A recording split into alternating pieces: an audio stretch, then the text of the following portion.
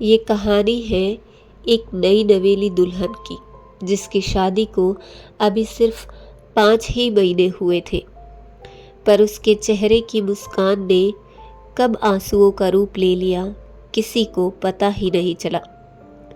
ये कहानी है नेहा की, जिसकी जिंदगी समाज और दहेज की क्रूरता के आगे हार गई। नेहा की शादी बड़ी धूमधाम से हुई थी। परिवार ने सोचा था कि बेटी के हाथ पीले कर दिए हैं, अब उसके जीवन में सिर्फ खुशियां ही खुशियां होंगी। नेहा भी सपनों में खोई हुई थी, एक ऐसा जीवन साथी जो उसे समझे, प्यार करे और एक नया घर जो उसे अपनाए। नेहा का एक वीडियो जो आप सबने इंस्टाग्राम पर देखा होगा, खूब वायरल भी हुआ, जिसमें वो अपनी शादी के दिन तैयार हो रही थी। हाथों में मेहंदी थी, चेहरे पर मुस्कान, उसकी आंखों में सपने थे, उम्मीदें थी और वीडियो में वो अपने हस्बैंड की तारीफ भी कर रही थी। कुल मिलाकर एक इनोसेंट, मासूम सी लड़की, जिसकी आंखों में आने वाले कल के लिए सुनहरे ख्वाब थे। उसे क्या पता था कि ये शादी उसकी मुस्कान को हमेशा के लिए छीन लेगी। शादी के कुछ ही हफ्तों में चीज़ें बदलने लगी। नेहा पर उसके ससुराल वाले दहेज के लिए दबाव बनाने लगे। हर रोज़ कोई ना कोई ताना, कोई ना कोई तिरस्कार, उसे मारने पीटने का सिलसिला शुरू हो गया। एक गाड़ी, सोने की चेन और कुछ पैसों की डिमांड होने लगी। नेहा को पता था उसके पिता ये सब कुछ कहाँ से लाएंगे। उसने अपनी सास को समझाने की बहुत कोशिश की, पर उन लोगों को कुछ सुनना ही नहीं था। नेहा ने अपने पति को समझाने की कोशिश की। उसे लगा शायद जो हाथ थाम कर लाया है वो साथ भी देगा, लेकिन यहाँ पर नेहा का एक और वहम टूट गया। उसके पति ने वही कहा जो एक बेरहम समाज अक्सर कहता है, तो इसमें गलत क्या है? सबके घर यही तो होता है, तुम क्यों इतनी बात को बढ़ा रही हो? अब नेहा के पास कहने को कुछ नहीं बचा था, बस एक चुप्पी थी जो उसकी साथी बन गई। लेकिन बात यहाँ खत्म नहीं हुई।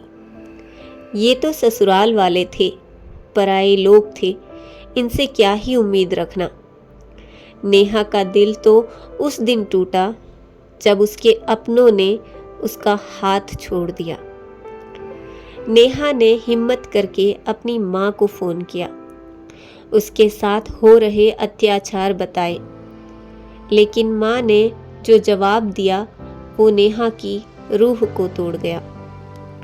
हर घर में थोड़ा बहुत तो होता ही है, तू अपनी शादी बचा ले, औरत को सहना पड़ता है, समाज क्या कहेगा? समाज क्या कहेगा? सच में क्या समाज अपनी औलाद से ज़्यादा ज़रूरी है?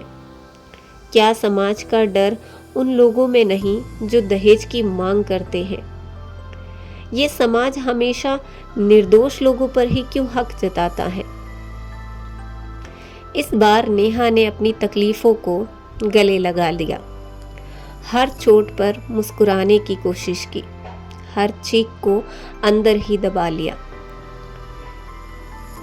एक दिन ससुराल वालों ने नेहा के घर फ़ोन करके बताया कि आप लोग आ जाइए, नेहा की तबीयत बहुत ख़राब है। माँ बाप फ़ौरन वहाँ से निकले और जब नेहा के घर पहुँचे तो देखा वो बिस्तर पर बेहोश पड़ी है। शायद ससुराल वालों में इतनी भी इंसानियत नहीं बची थी कि वो उसे हॉस्पिटल ले जाए, या फिर शायद वो उसके मरने का इंतज़ार कर रहे थे। नेहा के माँ बाप उसे तुरंत हॉस्पिटल ले गए और वहाँ से उसे पीजीआई चंडीगढ़ रेफ़र किया गया, पर वहाँ पहुँचते ही डॉक्टर्स ने जवाब दे दिया, उसकी सांसें रुक चुकी थी। नेहा की मौत के साथ एक और बेटी चुपचाप दुनिया से चली गई। नेहा के माता पिता ने आरोप लगाया कि उनकी बेटी को दहेज के लिए मारा गया। उसके ससुराल वालों ने उसे तंग किया, मानसिक रूप से प्रताड़ित किया और आखिरकार उसकी जान ले ली। पुलिस ने तुरंत कार्रवाई की। पति, सास और 2 लोगों को गिरफ्तार कर लिया गया। नेहा जैसी न जाने कितनी लड़कियां हर साल दहेज के लालच में अपनी जान गंवा देती है। कभी बेटी को समझौता करना सीखो कहकर चुप कर दिया जाता है और कभी उसे घर बचाने की सलाह दी जाती है। पर एक सवाल हर किसी से पूछा जाना चाहिए, किस कीमत पर? क्या किसी की जान बचाने से बढ़कर कोई रिश्ता हो सकता है? समाज कब बदलेगा? कब बेटियों को आवाज उठाने की हिम्मत मिलेगी? नेहा अब इस दुनिया में नहीं है, पर उसके साथ हुए अन्याय हमारे सामने एक आईना लेकर खड़ा है। हमें दहेज के खिलाफ खड़ा होना चाहिए। हमें हर नेहा के लिए आवाज बननी होगी। अगर आप भी नेहा के लिए न्याय चाहते हैं तो कमेंट में जस्टिस फॉर नेहा ज़रूर लिखें। मैं मिलती हूँ आपसे अगली वीडियो में। तब तक अपना ख्याल रखिए। धन्यवाद।